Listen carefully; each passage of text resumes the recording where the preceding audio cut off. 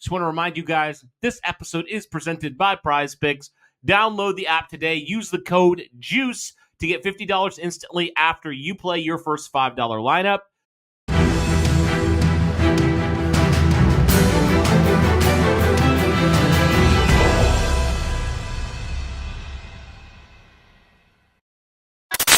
What is going on, Colts Nation? Welcome back to another episode of Bring the Juice. Your guys, Cody and Derek, back for another one, guys. Well, guys, first off, we got to say we are very thankful because our monetization is officially back, which is definitely a major plus on this channel. So now we can start earning a little bit more and put a little bit more of some more content on a frequent basis up. With that being said, Derek, we just dropped recently kind of talking about each and every one of the Indianapolis Colts impending free agents. And so like we've done the last couple years, we are going to rank them. All the free agents the Colts have, we are going to rank them. And kind of to help us do this a little bit, Derek, I kind of organized them into three different tiers, okay? So tier 3 is the backups, the guys that really didn't see the field a whole lot, really didn't play a lot of special teams, didn't do a whole lot. And, they were kind of just purely backup guys, right? And tier 2, more role players, so guys that maybe necessarily weren't starters per se all the time, but they definitely played some significant snaps for the Colts in 2024. And then, of course, tier number 1 is the guys who, when they were healthy, they were starters for the Indianapolis Colts. So we're going to kind of talk about each tier and rank the guys from least to most important. With that said, Derek, let's get into it today. We'll start with this tier number 3. That is the backups, of course. And here are the players that I have as the backups for the Colts free agents. You have Chris Lamons, Trey Sermon, Sam Ehlinger. You obviously had Joe Flacco coming in, Derek, and we know he's 40 years old. He came in relief of Anthony Richardson. You had a guy like Taven Bryan and Laquan Treadwell as well. So those are some guys that really didn't see a lot of snaps, but are coming up due for set to hit free agency coming up. So, Derek, if you had to kind of rank these guys from least important to most important, how would you go about this? Yeah, that's interesting because you never know when it comes to guys that very rarely see the field. I think Chris Lamons, to me specifically, probably is the most important. I think just simply due to the fact that, when it came to Chris Lamons did have to play a little bit of time this year due to the occasional injury. And, right now for Kenny Moore doesn't miss a lot of time, but on occasion, Kenny Moore misses a game or two. Chris Lamons is usually the first guy to get thrown back into there. So Chris Lamons, to me, unless you can find another nickelback that you want to put in there behind Kenny Moore, then that's probably him. Probably Sam Ehlinger, even though he's just backup to the backup of quarterback. His name will not be mentioned in, quarterback competition this offseason. But you always need that third quarterback around. And then probably just say Sermon just because you did use him this last year. But I know that the Colts will likely be moving on from him and, going and getting some more true running back depth as a backup for Jonathan Taylor this upcoming year. And then, because again, we never really saw much of Treadwell. I mean, you said Joe Flacco and then Taven Bryan. But, for as far as those guys go, I think Colts Nation fully is in agreement that, for one, Taven Bryan is literally a waste of a defensive tackle spot. You would be better not having Taven Bryan on the team than him being there. You would then having an actual filled spot at defensive tackle. That's how bad he is at times. So get him out of here. Quit wasting the money on him. And obviously Joe Flacco, I mean, again, I don't have a hard time even putting him on a tier list just because nobody wants Joe Flacco back. Nobody does. And it has nothing to do with Joe Flacco. It's just the fact that he's 40 years old, like you said. He's not gonna lead the Colts to anything anywhere. And you just have to go get some actual quarterback competition. That's pretty much it. And he could be hanging it up after the season. I mean, you don't Right. know, right? So with him, so I guess he would technically be, those two would technically be, those tier 3 guys, because number one, Joe Flacco's 40 years old. I know he played a little bit of time, but he's 40 years old at the end of the day. Taven Bryant really didn't see the field this year, which was definitely a good thing. So yeah, you can move on from both those guys and really not feel like that's a big loss in some ways, especially if you add the way that you probably should add here in this offseason. Now let's move on to tier 2, Derek, and this is where things get a little bit interesting when it comes to it. There's a good amount of players who played some significant snaps, whether it was filling in for some starters at a couple games, or there was playing special teams. There was a lot of different guys that you could mention here. I'll talk about a few of these guys here. I'll just kind of name them and we can talk about them. You have Mo Ali Cox, you have Ashton Doolin, you had Danny Pinter, you had Dio Adangbo, and you had Grant Stewart as well, right? So guys that either filled in at times for starters or played some special teams roles as well, or maybe a combination of both. So this is where it gets a little bit more interesting, because there's some of these guys we've talked about that we'd like to see the Colts bring back. I think pretty much every single player on this tier list right here, on this tier number 2, we can make an argument for bringing back for the Indianapolis Colts. But what are your thoughts on this tier, and how would you kind of rank these players? Yeah, so definitely some good players here in this tier 2 list. I'll be honest, I think I'll probably go worst to best here, just because I think it'll be a little bit easier for myself. I think the worst one on this list is Mo Ali Cox. Put him at last, mainly just because, again, for the fact of you have so many tight ends, you don't need tight end Mo Ali Cox. You don't need him. The best thing you get from him is his run blocking.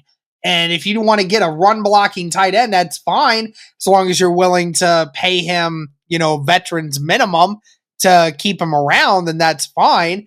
But from the standpoint of what he provides to the offense, and as far as like explosiveness and, yardage production, there isn't much to go off of there. I would say Ashton Doolin at number 4 for me. Again, I like Ashton Doolin, definitely a special teams ace. I would, but that he doesn't provide anything really offensively. As much as I think he could at times, the Colts just don't seem to ever really utilize him much offensively in their game plans. Right, he's wide receiver. We obviously remember week 1 where he caught that 54-yard touchdown pass for Anthony Richardson for a touchdown, but that's about the only offensive highlight we got from Ashton Doolin this year. Danny Pinter at number 3. Again, his versatility at the center/guard position, I think, is tremendously valuable. And, he's not a bad role guy when, when we see players get injured on this offensive line. He has always been there to step up and has actually done a relatively decent job in that category. Number 2, I'll go Grant Stewart. Like you said, not as much of a role player in both ways. If he was more of a linebacker, then I would say that he'd be my number 1. But hey, listen, Cody, we saw what Grant Stewart also said when he was asked about, hitting free agency. And he said, I would be lying if I said I didn't want more, and so, hey, like, is this going to be the season where, Grant Stewart, gets a chance to fight for that linebacker 2 or linebacker 3 spot? I feel like that definitely could be something that he should be given the opportunity to. But right now, still just a special teams ace. So number 1, I go Dio Adangbo, just because, like you said before, he's definitely the ultimate role guy on the defensive line. You can place him in multiple different places in multiple different situations, and he's a perfect guy to be able to throw in there. Overall top end production, we wish that he was better. No doubt about that. But for the role that he provides, he is the ultimate role player when it comes to the Indianapolis Colts. right? And he's only 25 years old, so he's definitely got, some more upside that you look at, and the physical traits, being in a new defensive scheme. I mean, it's interesting. It's very intriguing. And I think he's the guy probably out of the 5 that you'd look at and say he still has probably the best chance, I guess, to become a starter, I suppose, if you look at it, because all these other guys at this point, they're role players, right? And Dio has an opportunity, especially like we've talked about with some of the uncertainty at the future of your edge position. He has an opportunity to potentially, if you re-sign him, start with a new defensive scheme and, potentially step into a role here in the next year or two. So we'll have to see on that, but still a young player. He's got a lot of physical traits you like. Hasn't quite put it together. He's had flashes. He had, I thought, a pretty good 2023. And then for different reasons, the production wasn't quite there in 2024. And so you look at it and say, this is a kid that's still young. I'd like to at least give him an opportunity in a new defensive system to see if he can maybe take his game up to another level, if maybe utilized a little bit better under Lou Anarumo and this defensive staff. So, yeah, I definitely think that is probably how I would rank it as well. A lot of role players and potentially a guy or two that could step into a starting role even this next year. So we'll have to see on that. As we said, guys, today's episode is sponsored by PrizePicks. Now, what is PrizePicks? PrizePicks is the largest daily fantasy sports platform in North America. Instead of battling against thousands of other players across platforms, you're basically picking 2 to 6 player stat projections, and you're choosing more or less on those stat projections to be able to watch those winnings roll in. It's very easy. Do you guys want to play along at some of PrizePicks' favorite players like rapper Meek Mill and UFC fighter Sugar Sean O'Malley? Well, if you guys sign up today, you can find the community plays under the promos tab of the app to view the entries of some of the biggest names on the platform and be a part of that as well. You can now win up to 100 times your money on PrizePicks with as little as 4 correct picks. You can turn $10 into $1,000 just like that with NBA, NHL, and college basketball entries today on PrizePicks, America's #1 fantasy sports app. Like a lot of other things, guys, they also offer injury insurance, so your entries stay in play even if one of your players gets injured. So if someone exits the game in the first half and does not return in the second, that player projection won't count against you and the rest of your entry stays live. So it's great bounce back for that one. What I love about the app as well, guys, is it's not just sports like NBA, NHL, football and tennis and baseball and all these other things, but there's also a lot of others that go into it as well. If you like to place entries on video game situations like Call of Duty, CS2, Apex, if that's something that appeals to you, there's a wide variety of sports and video games and everything else that you can place entries on. And I love how expansive it is. Even just looking at the NBA, there's entries you can make with turnovers, with points. You can do combo deals, dunks, field goals attempted, all of these different things. So there's just so many different ways to make money off of these entries. Be sure to download the app today and use the code JUICE to get $50 instantly after you play your first $5 lineup. And then, of course, Derek, you got to talk about the starters, the guys who played significant snaps for the Colts last year, or guys that if they were healthy, they would have been starters, right? And they've played significant snaps before. And so we got 5 guys that we're going to talk about here as well. So those players are Ryan Kelly, Will Fries, Kylan Granson, EJ Speed, and Julian Blackman. So definitely a few guys here, Derek, that we would like for the Colts to keep around. And then there's a few guys we wouldn't mind if the Colts look to upgrade in this offseason. So when it comes to ranking these 5 starters from a year ago, how would you rank them from worst to best and why? Worst to best. All right. Well, I mean, I don't even need to really think about it when it comes to worst. Kylan Granson, right there, tight end. Get him out of here. Please don't bring this guy back on my team. I'm tired of this guy dropping the football, They're making excuses for this guy. Just can't do it no more. Please get an upgrade at tight end. Get a tight end that can block and a tight end that can actually catch the football. Please and thank you. Second to last.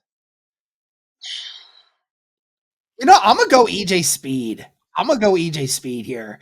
And the crabby part is, like, I like EJ Speed. I really, when it came to him getting drafted, he was one of the guys that I was super hyped when we drafted him in 2019. So, I was super hyped when we got him, but I've seen everything that has happened this season, everything that's happened in the off season, and just been like, I can't stand the dude. I can't stand him from a character standpoint and like an overall like effort giving circumstance. I can't do it. I just would. His play on the field does not match his arrogance off the field. And so I'm over it and looking for the Colts to go in a different direction. Give Grant Stewart a shot. Number 3 here. So middle of the pile. Probably go Ryan Kelly. Again, if Ryan Kelly decided he didn't want to hang it up and he wanted to retire an Indianapolis Colt and he didn't want to leave to go anywhere else and he was willing to take a lot less money to be able to still be a part of this team, then I'd be fine with it. The only issue I've ever had with Ryan Kelly is just the fact that you can't rely upon him to be healthy all the time. That has been his biggest detriment for a decent chunk of his career. He's just never really been able to play a lot of full seasons. So that's the main issue. I don't think he has one foot out the door, but it's a question mark when it comes to that. Number 2, be Julian Blackmon. Again, I have my reserves when it comes to Julian Blackmon, but then again, despite the injury that he had, he did play relatively decent this year. Felt like he definitely could have played a lot better, though. But, again, I feel like it would be much harder to replace Julian Blackmon than the 3 other guys that I just mentioned. I feel like it would be much harder to replace him right now unless you went a specific route in the draft or free agency to try to replace him. I feel like you have to go out of your way to replace him versus some of the other guys that we've already mentioned. And then number 1 is Will Fries. I said it before. I think that he is the most important player for the Indianapolis Colts to retain. I know that the Indianapolis Colts have, continuously been a team over the years that has paid a lot of money to offensive linemen. And, it kind of hinders a little bit of the ability to build an overall better roster because of it sometimes. But like we said, if Ryan Kelly isn't coming back and you don't know if Braden Smith is coming back or not, then and even if Braden Smith did come back, I'm pretty sure Braden Smith is a free agent after the next season anyway, then you have a situation where you only have Quentin Nelson under contract and Bernard Ryman coming up on a contract soon. That would be your only guys that you have set in stone. You would have Tanner Bortolini and Matt Gonsalves potentially as your rookie guys on the offensive line, so you're not paying them. So you have that free reign to be able to keep somebody in there. And obviously, it was a big loss when the Indianapolis Colts lost Will Fries. In those first 5 weeks, was playing at an all-pro level, was the best guard in the entire NFL through the first 5 weeks before his injury. So, again, you have to reward the guys that have been there. This is the first major injury first injury at all that Will Fries has really had in his young career so far. You probably would get him for, a slight discount because of the fact that obviously he didn't come into the league right away, Cody, and light the league on fire. And the one time that he did start lighting the league on fire, he went down with an injury. So you probably could get a good deal for him, but still be able to pay him enough to help him want to get another contract. Probably looking at a short-term deal with a decent amount of money, and you just want to see how he bounces back from that injury. Yeah, I'm kind of torn between 2 and 3, to be honest with you, because I disagree in the fact I think Julian Blackmon was not good last year. And I know the injury had part of that, but I guess the thing that probably will keep that list the same for me too is, yes, Julian Blackmon, I think when on the field played worse than Ryan Kelly on the field, but Ryan Kelly only played in 4 games and he's on the other side of 30, right? And you also have a legitimate backup plan. Now, honestly, Derek, when I look at it, I could be totally convinced of these starters to re-sign only one guy, and I would be okay with that. And that's Will Fries, which is crazy. I mean, it's so crazy how you went from, last offseason where you had 4 guys who you legitimately were going to pay a lot of money to one guy, and it's a guy that was injured even, that you may not even be paying like a large contract to. So the amount of contracts you have to hand out this year is minimal compared to what it was an offseason ago.